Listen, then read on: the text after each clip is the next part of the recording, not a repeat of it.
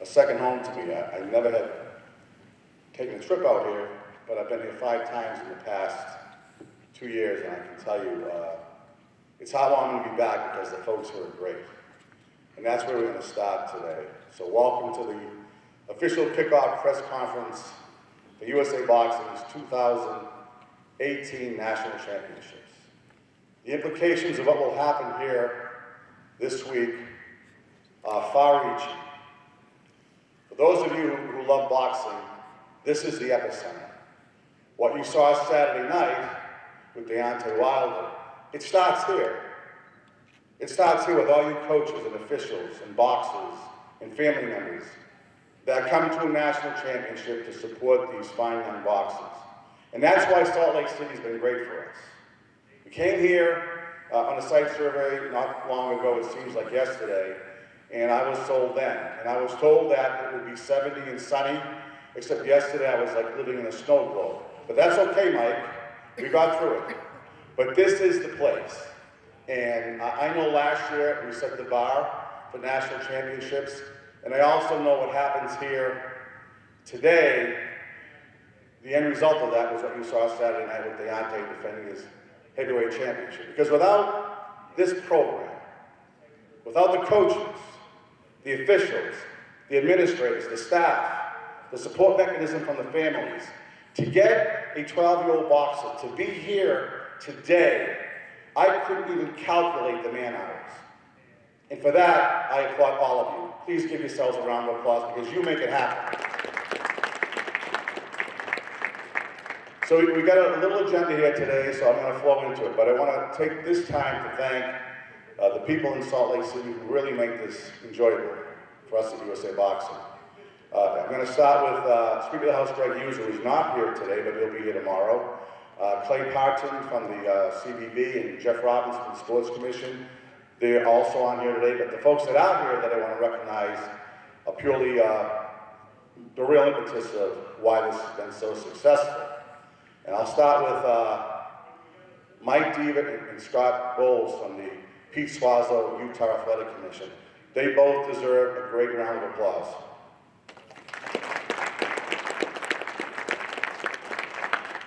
And then we have what I call our boots on the ground here. When you come to a city, you need to have connective tissue to the community. Well, we hit it here because the Fulmer Brothers Boxing Club is the Salt Lake City, what the Boston Celtics and Red Sox are to Boston. Not only a boxing club that saves kids' lives, they're a sports franchise. So I just want to recognize my 2 new friends, Ted Gurl and Nick Butterfield, tirelessly for 2 years to make this successful. Both you guys get a nice round of applause, please. And then there's the name Fulmer. Many years ago, I had the pleasure of meeting one of the Fulmer brothers that boxed at my grandfather's house years ago when they came to town to box, at that time, Joe DiNucci. And I was really awe-inspired then, and I'm even more awe-inspired now after 2 years here in Salt Lake City. I know that name Fulmer is boxing. And Larry, thank you. Thank you for making it all happen. Appreciate it. Okay, we got some introductions and some housekeeping. So for those who weren't here last year, and most of you from USA Boxing were here, we start tomorrow with boxing, afternoon and evening, right through Friday, and there's no admission. So we implore you to go out and tell friends and family members and boxing fans to come join us here from Tuesday to Friday. And then on Saturday, we have our championship finals. It's a ticketed event. It's not very expensive. And I will tell you, you'll see the best boxing you're going to see in quite some time. The total implication of what happens here Saturday is so far-reaching in these boxers' careers because this truly, Mike put together a great banner. Look at that tagline on that banner there because that's the truth. Next Saturday, you either move on or you move out. And that's real pressure, great fun, but it's what the program's all about. So at this time, I just want to call up to the podium certainly the person that has been at the helm for the last few years, keeping it together. It's never easy. It's about passionate volunteers. It's about winning medals. It's about day-by-day business. Let's have a nice round of applause for our Executive Director of USA Boxing, Mike McAtee.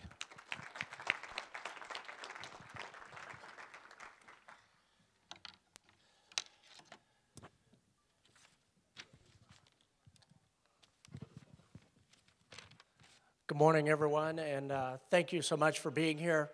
Al has a way of making introductions and kind of paints a great picture, but the first thing and the best thing for me is to come back to Salt Lake City. I can tell you, being part of this community for a couple weeks over the last 2 years has just been phenomenal. I can say from USA Boxing, our board of directors, our president, John Brown, to our staff in Colorado Springs, to our over 10,000 coaches and officials, our 31,000 boxers. This is the epitome. This morning I said this is Christmas, Thanksgiving, and your birthday all rolled into 1 week. And these young boxers, these coaches and the officials, they have worked hours to be here. They have battled through national championships. We've been seen all over the world, but all the work that they do in the gyms back in all 50 states can't be done and cannot be showcased unless you have great partners on the ground, and there's nothing but great partners here but Salt Lake City. We are so fortunate to have worked with the Pete Suazo Athletic Club. We're so fortunate to also, or Athletic Commission, not club, sorry. The Utah Sports Commission, Visit Salt Lake City, and like Al said, there's also the very best in boxing in Salt Lake City.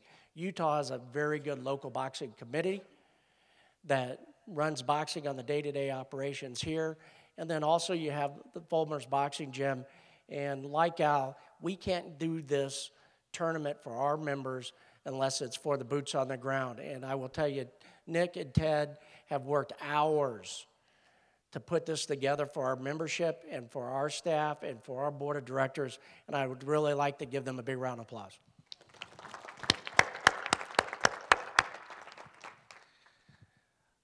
So it's interesting, we started in Salt Lake City, we're ending in Salt Lake City. This is the beginning of our 2019, the end of our 2018, which was a fantastic year for USA Boxing.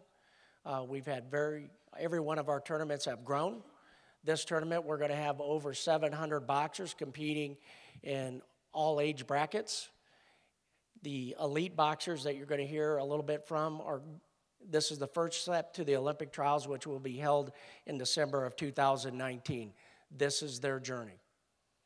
And we will whittle down from 15,000 boxers over the year to 8 boxers and 13 weight classes. So just for the elite boxers to be here, they're going to battle through all of that. So that the cream of the crop, the best boxers only box on Saturday nights, what Sean Reese, the head of our boxing or referee judges commission, says. So we're going to have great boxing all week and some great bouts on Saturday night, and we'll highly encourage you to be there. We also want to celebrate our end of our year, which saw us to have 3 youth world champions, 4 bronze medalists at the Women's World Championships, which is huge for us. Next year, looking forward, we're also going to have 6 major events. But being a good partner isn't just bringing people here, it's also advertising and celebrating your city or your state. I will tell you, we will be live streaming this all over the world. And if our numbers hold, and we expect them to be bigger than they were last year, we'll be broadcasting over 146 countries, over 1.2 million minutes of viewing, and the average view is about 10 minutes. So not only are we representing USA Boxing, we're representing the great state of Utah, and we're representing the great city of Salt Lake City, and we're glad you all are part of this mission for us, so thank you. The last but not least, you can't do boxing without 3 things. Great coaches who spend hours volunteering their time.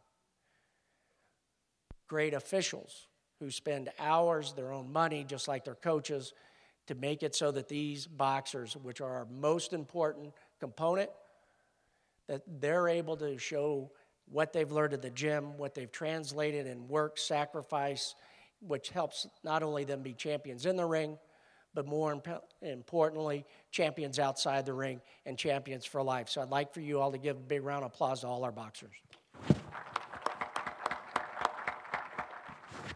With that being said, we're looking forward to seeing you all this week. It'll be great boxing. Please come out and support these young men and young women. Thank you.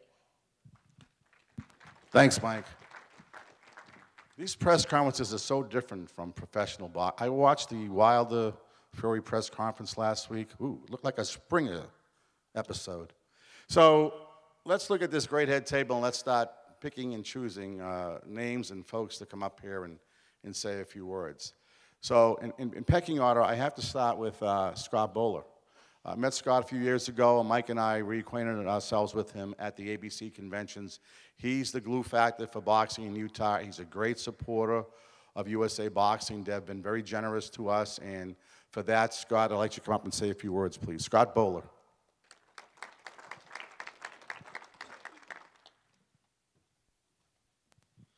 Thank you, Al.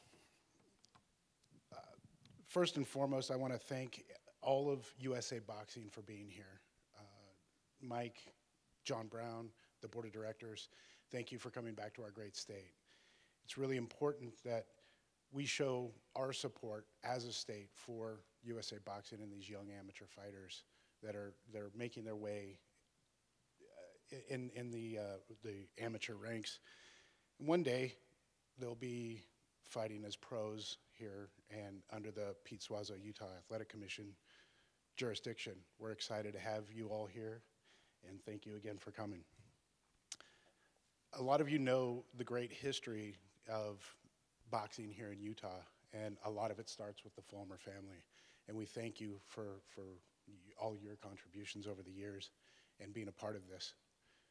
Also, we'd like to recognize the people here in the state, like the governor and Speaker of the House, Greg Hughes, who will be here tomorrow, Senate President, all of their support in allowing the Pete Suazo Utah Athletic Commission to be a part of USA Boxing has been tremendous.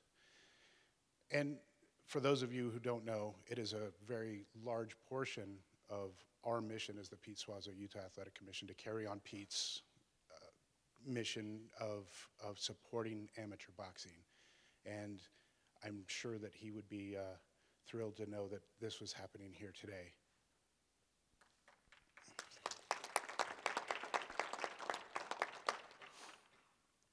Last, and probably the most important, we'd like to thank the families, the coaches, and the athletes for being here. And welcome to the state of Utah. Thank you so much, and let's everybody fight safe, fight hard, and have a great event. Thank you. Thank you, Scott. And the other part of the puzzle here is obviously, certainly the name Kennedy to Boston and Massachusetts is only rivaled by the name Fulmer to Salt Lake City. And it's indeed a pleasure for me to introduce Larry Fulmer. Larry?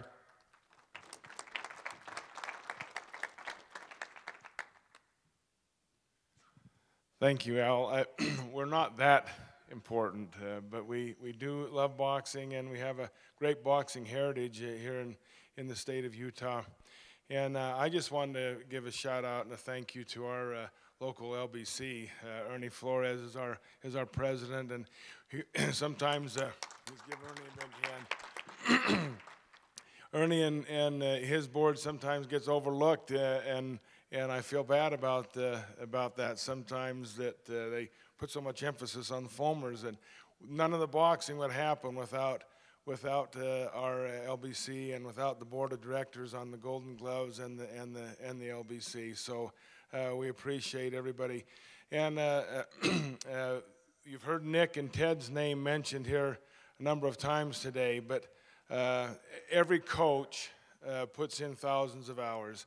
And there's not very many coaches that get paid. If they do get paid, it's not a lot of money. And they do it because they love the sport, and they love the kids. And Nick and Ted for the Fulmer's Boxing Club are just they've just put in so many hours, and we appreciate them and very much, and want to thank them for all they do. A few years ago, we had the National Golden Gloves here in 2016, and everybody was afraid to talk to the Foamers after that because we put in a lot of work about having the National USA Tournament here. And Nick, kind of behind the scenes, got some interest going for our state to have the national tournament last year. Finally, after it was a done deal, John Brown called me and says, "Hey, just wanted to let you know that we're coming out there for the National USA Tournament. We didn't want to overwhelm you with letting you know we were coming right the year after you had the National Golden Gloves, but it was a treat last year, and it's a great treat to have you here again this year." And one other thing, everybody here has been involved in boxing probably most of their lives, just like me.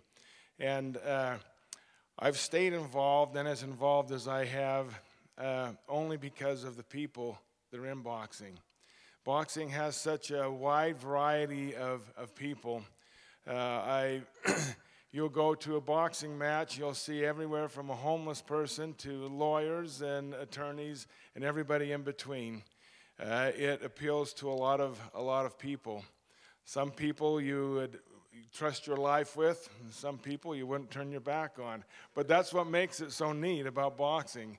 It's such a colorful sport, and there are a lot of characters, and every one of us could write a book about the people you've met in boxing. And that's no different for me. I love making new friends. Al Valenti has been wonderful here this week, and his enthusiasm is pretty amazing for the sport. Anyway, we're glad that you're here. We want to thank all of the USA Boxing for being here. We appreciate them and appreciate the coaches and the boxers themselves, because without the boxers, of course, we wouldn't be here. So thank you for being here. Thank you, Larry.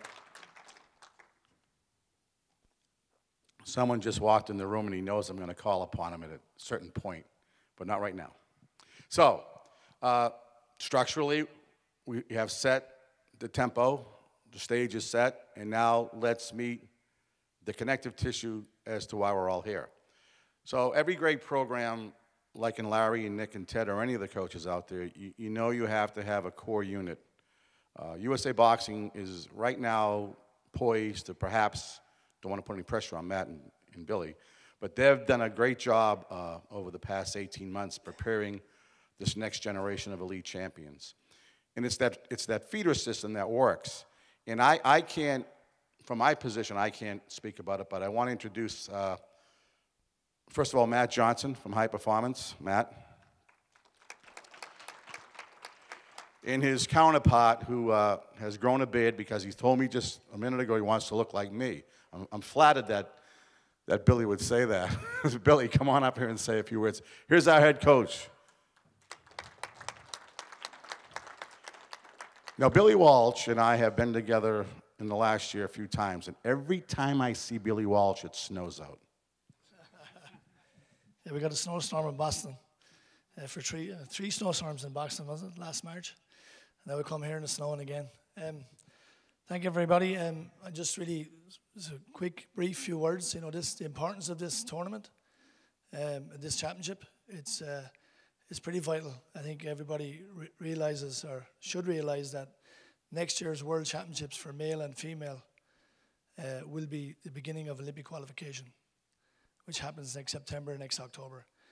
And the team that will be selected from this championship, more than likely.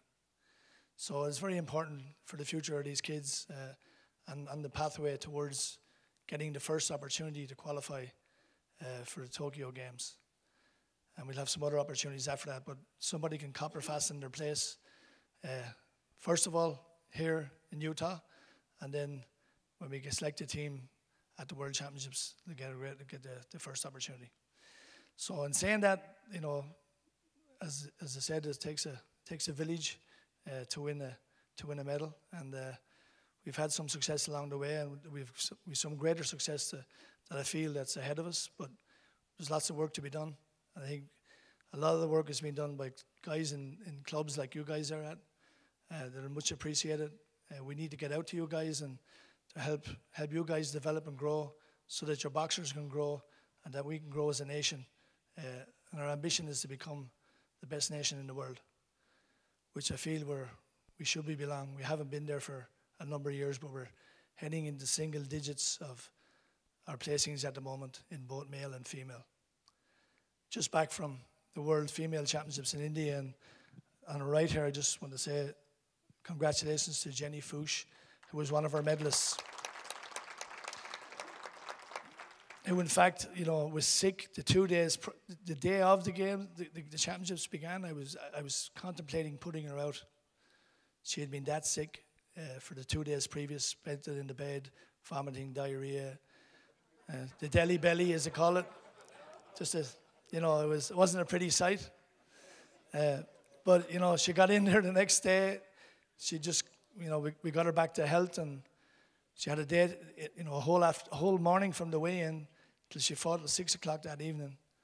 And by that evening, she was absolutely fantastic. And her 4 fights after that, to me, made her the best fighter at that championships. Unfortunately, lost in the semi-final. And I think if she had went on all the way, she would have been the best fighter at the championships. But that's for another day. We're looking at maybe 2 years' time, we can make amends to that, or even next year. Okay, I just want to thank you all. Thank you all for your support. I've been here 3 years now, and everybody can understand me, so it means I'm losing my Irish accent. But I really appreciate the support, and it can't be done without you guys in the clubs developing these kids, and we just got to get out there and help you guys more and give you the tools that we can make better champions. Thank you. Thank you, Billy. Keeping with that tone, let's introduce 2 of our elites. We'll do this in gender order. Ginny, if you would, come up here. In our circles, I don't think she needs an introduction because we all know her, but I'll let her introduce herself. Yeah, thanks, Billy, for that. Thank you, Al. I'm excited to be back here in Salt Lake City. This is one of my favorite cities, except for the cold. I just was in home where it was 80-degree weather. So, but last year when I spoke, I was coming off an undefeated record, winning 4 international gold medals. This year, it's been another busy year with my main focus, the Women's World Championships. So it's been about 3 years since I've been training and living at the Olympic Training Center, and it has really become a home for me. And I like that I can put all my energy and focus into my boxing while living there. And I've also enjoyed the consistent team vibe. It's a full-time job, but they truly have become my family. So this year I put in a lot of work with all the camps that Billy has set up. Of course, the elite women's. I've been helping out Q with the elite men and with the junior and youth boys and girls camps. And all of this was in preparation for me to get ready for the World Championships. I told you guys last year that in 2016 Worlds, when I came up short, it was my last qualifier to make it to the 2016 Olympics, that I was going to come back better and stronger and show the world that I'm the best 51-kilo female boxer out there. So this Worlds, I had fought 4 times, winning all one unanimous decision to make it to the middle rounds. Unfortunately, I did come up short and won the bronze in my 5th semifinal match. I'm not going to lie, this was a hard loss for me. I had all the confidence in the world that I was going to get the gold medal. And when I didn't, it made me think maybe that somewhere along the way, all my hard work and sacrifices, I was doing something wrong. But what I had learned was that I need to stay in the moment and work towards what I've been working for all these years. So yes, the finish line is beautiful, but the race is even more beautiful. The journey before finding the gold. You like that, Billy? So pretty much, there is no gold if I don't take care of business and enjoy the fight in front of me. But now, as I've sat back and reflected my experience at Worlds, I do believe this loss has not only made me a better boxer, but a better person. And I know it will show next year, because now I see what I need to do and what it takes to be #1 in the world. And although bronze was not what I set out to do, the world knows now that I am one of the top 3 51-kilo female boxers, and I look to keep making a statement in the future. Right now, my focus is nationals, of course, winning nationals this week, but I'm excited about what is happening in 2019. It is a very important one. Like Billy said, they're talking about having Worlds next year, which is different because usually they skip a year. And I think it's going to be one of the first qualifiers to the 2020 Tokyo Games. It's also the Pan American Games, which I'm excited about because I have not had the opportunity yet to compete in that.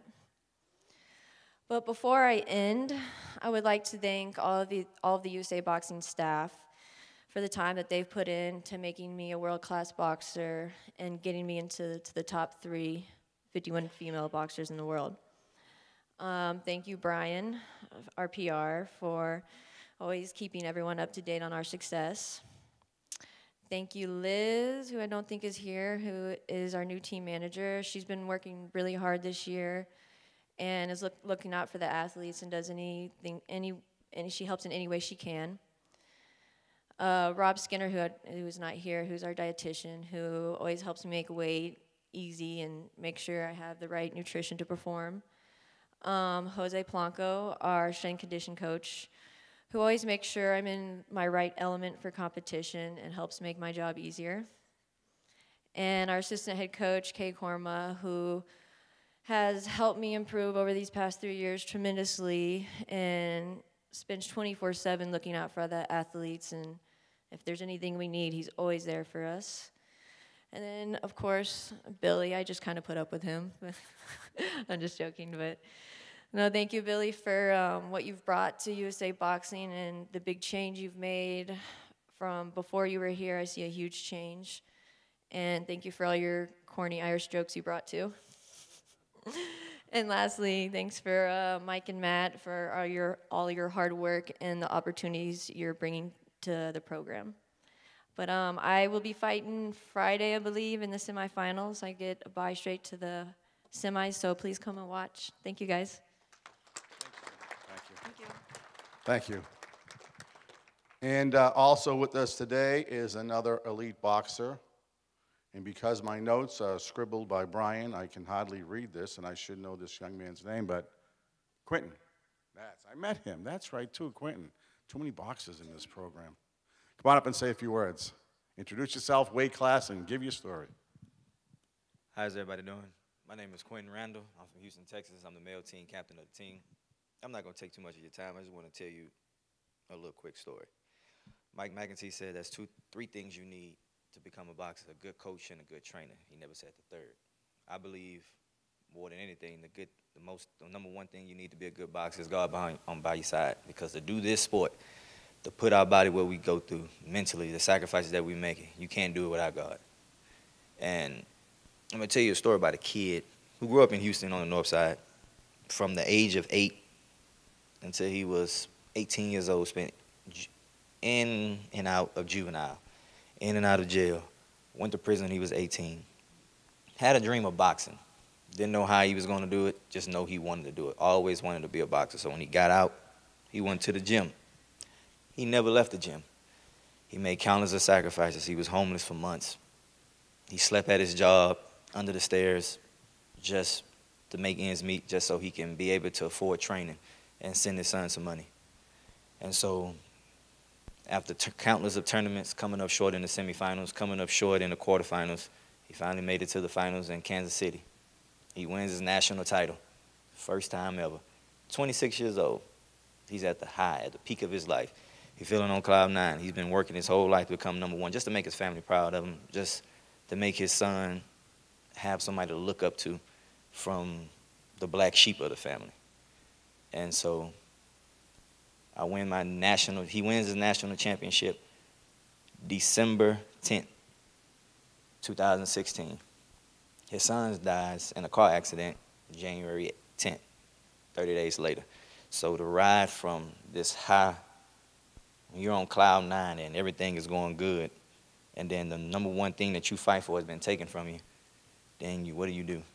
I had two options. I either die with my son or live for my son. So I chose to live. USA Boxing gave me a second family. It was the medicine for me. It was fuel for me. So I kept going. I kept fighting. No matter where I went, I took my son with me. I represented him everywhere we go. We changed the culture of USA Boxing last year, 2016. Because before we got there, we didn't have a good reputation. They made me team captain over a bunch of young, wild kids. And so I took it upon myself to try to give them discipline and try to talk to them, be a big brother to them as the best way I could because of my life experience and what I've been through and what I can bring to the table. And I feel like I've done that. I love this more than the next man wants to take it from me. And I'm not going to let him take it from me. So remember, you can't do nothing without God. You can't do anything without strong faith. So I've said this before, and I'll say it again. I pray that you all put your shoes under your bed at night before you go to sleep. So when you wake up in the morning, you got to get down on your knees to get them. And while you're down there, thank God for grace and mercy. Thank you. Well said, young man. Thank you. Well said. Thank you, Quentin. And now we turn to the local angle of what this is all about.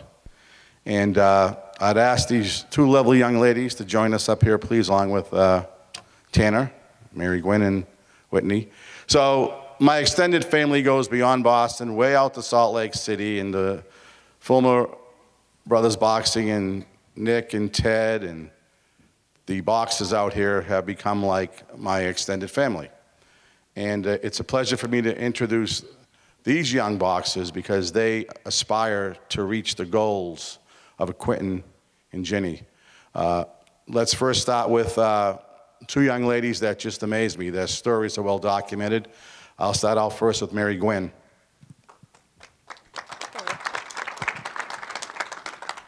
I'm Mary Gwen Valinga. I compete in the same weight class as Jenny Fuchs, so I obviously have really tough competition ahead this week. But I'm honored to be able to compete in front of my home crowd, and it's my second year qualifying at USA Nationals. Like everybody has said, I've worked tirelessly to get here. I think that one thing that goes unnoticed, a lot of us make it here, but there are hundreds, thousands of athletes working hours and hours just to have a spot here. So thank you to all the coaches who helped get us here. Thank you for USA Boxing for providing this tournament for us, and anybody who can come out to watch. I think that we all fight better, we all fuel, we thrive on that fuel. So if you're local and you can come out and support us, please do, and thank you. Thank you, Mary. And the other women's class competitor from Salt Lake City, she too has a great story. I happened to catch it about a month ago. There's a YouTube, you should check it out, about this young lady's incredible journey to here, let alone her life journey. And this is Whitney Gomez. Oh, Al. Al's so nice. It's really exciting to be here. This is my third nationals. I went to Kansas City. I'd only been boxing maybe 7 months, and I mean, that was a really amazing experience. And then to qualify 2 years in a row after that has been really awesome. But I think this past year for me has been a really big year for growth in a lot of ways, and helped me realize how much boxing has brought to my life, and just the amazing changes that have happened because I found boxing. It's helped me to let go of things that I've been carrying my whole life and find a new something to put my energy into. And I think that that has just been amazing. And I think for a lot of the kids that find boxing, that is what happens. They find a new place to put their energy, a new place to have hopes and dreams, and it changes their lives. And this is such an amazing program because of that. And it happens because of the coaches and all these people up here. And it's so great. So I'm just excited to be here. I'm competing Wednesday with Mary Gwen. I fight 64 kilos, so not an Olympic weight, but still exciting. So come watch, bring your family, bring your friends. It's going to be awesome boxing this year. Thank you, Whitney. And finally, in a junior class, I believe, younger division, another local homegrown right here in Salt Lake City, Tanner Gurul. Thank you.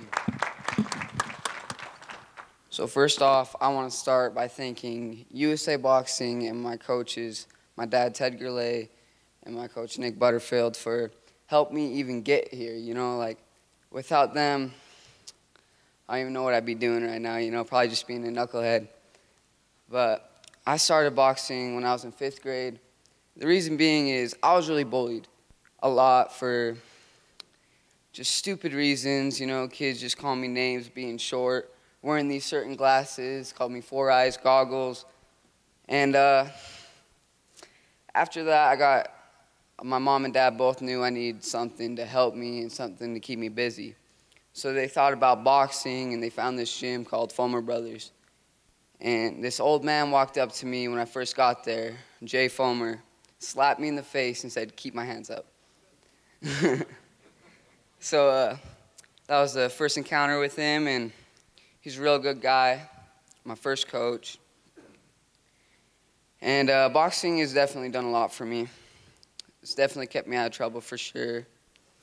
And all the benefits in it, and everywhere it's given me, and all the places it's taken me, and especially all the new people I've met, has really motivated me. And I also want to thank all the other fighters in the gym for helping me and motivating me and letting me push through, even though I'm not the best with my weight. You know, I'm kind of bad with that, but I just want to thank USA Boxing for giving me the opportunity to be here and help me out. Thank you. Thank you, Tanner. Thank you, all three of you. Sometimes in life, you always catch a break, and it seems wherever I show up, he shows up. And I know I'm going to put him on the spot again this morning because this individual I'm about to introduce is the fulcrum and the pivot point of what these young boxers represented. And he's shaking his head looking at me, but he knows he's got to do it. Can I do it? I got to do it. So if you aspire to be a young amateur boxer, which I've not been, I've always been very comfortable in my position, putting on events and administrating and PR, but there's always a reason why we do this. And it's a reason why all these young boxers and coaches and officials are here, and USA Boxing continues to be really the trendsetter and the pace setter for what the future of boxing always looks like. And that's why on Saturday night, one of our graduates, you know, retained his heavyweight championship of the world. He too was an Olympian. But we have with us this morning an individual who I reconnected with after many years in Albuquerque a few years ago, and he's looking at me, but I got to do it. I just wanted Virgil Hill to come up here and say a few words, because he is the end result of what all of you aspire to be. A silver medalist in the Olympics, someone I can call truly a great guy, and my friend Virgil Hill. Would you come up here, please, for a few minutes? And as he's walking here, I can honestly say he's one of those guys that talks the talk and walks the walk. Yeah. Did it again. Thanks, Al. I can't help it. Mike, Here you go. everybody. Jeez.